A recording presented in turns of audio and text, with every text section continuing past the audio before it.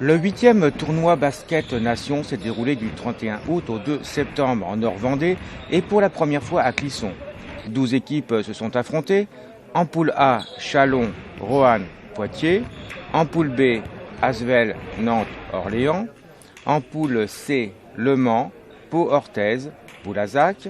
Et en poule D, Cholet, Paris, La Réunion.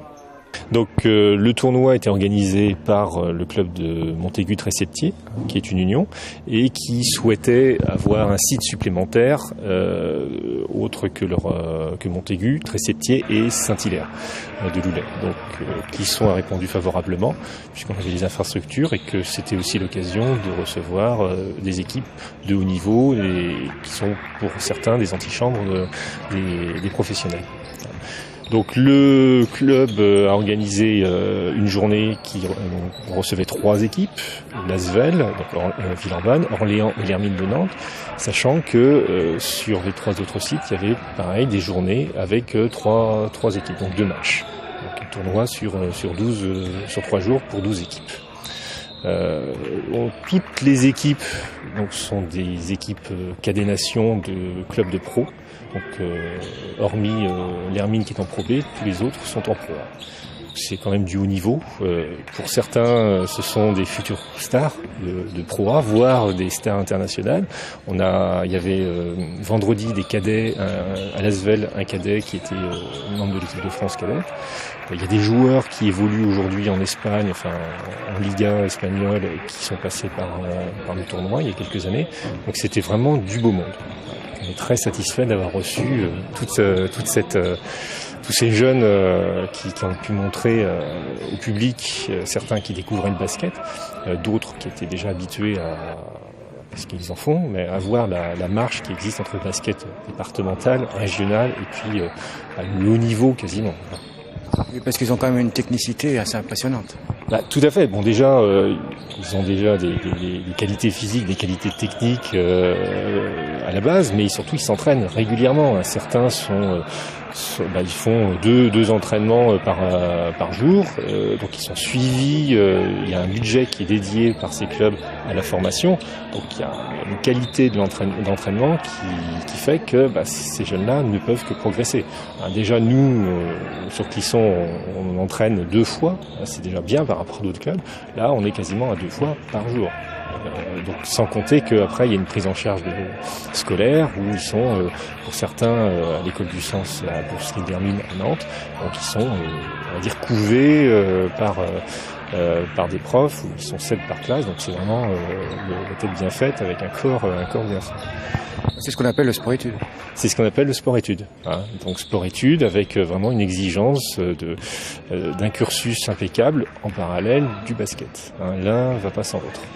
Tous ne seront pas des pros. Par rapport à la masse, il y aura malheureusement une sélection, mais tous ont envie de l'être.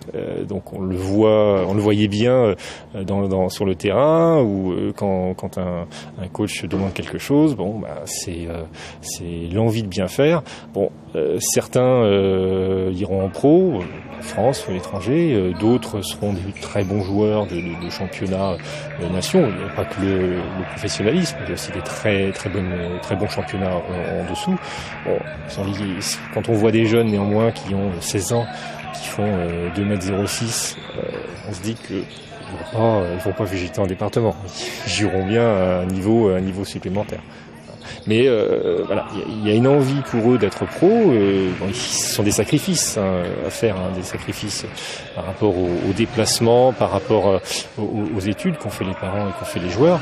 C'est parce qu'ils ont une envie de progresser dans le basket. Que leur faut-il pour certains pour être sélectionnés justement en professionnel? Alors, je dirais un peu de chance. La chance, ça se provoque.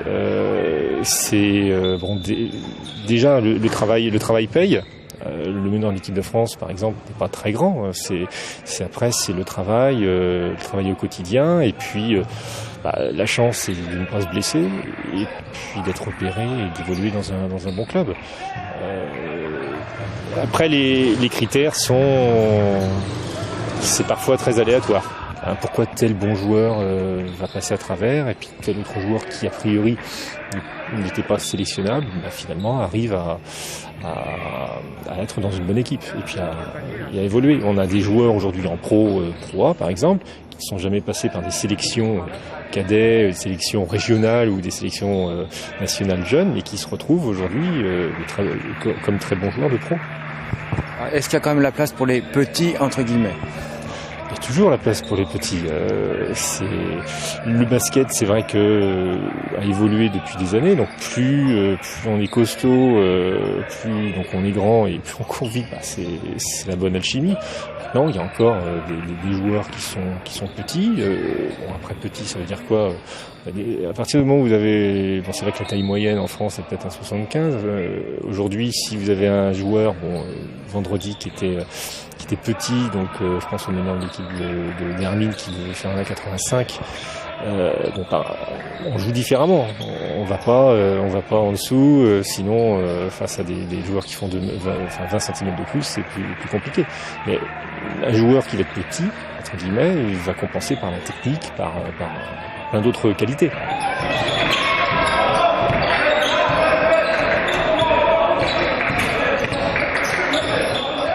Autrement, si on fait le bilan de ce week-end ? Très positif. Du monde en semaine. Vendredi matin, ça a commencé en termes de public tranquillement, et puis l'après-midi c'était plein. Donc c'est une très bonne surprise. Des bons échos de ces spectateurs qui, bien que connaissant pour certains le basket, ne savaient pas qu'il existe des joueurs de cet âge physiquement impressionnants et puis d'une qualité technique très très forte. Des bons retours au niveau de nos partenaires, donc de Montaigu 13-Septier, qui nous ont tout à fait félicités par rapport à l'accueil de ces équipes, la prise en charge et puis les infrastructures. Et c'était vraiment pour cette première animation de la saison de faire découvrir autre chose à des gens qui sont parfois novices dans la foulée des JO. C'était intéressant. Et puis c'est de poser un peu les jalons pour une future édition l'année prochaine qu'on espère voir reconduite à Clisson. Ça devrait le faire. La finale qui s'est déroulée à Montaigu a vu la victoire de Cholet qui l'emporte devant Pau 76-70.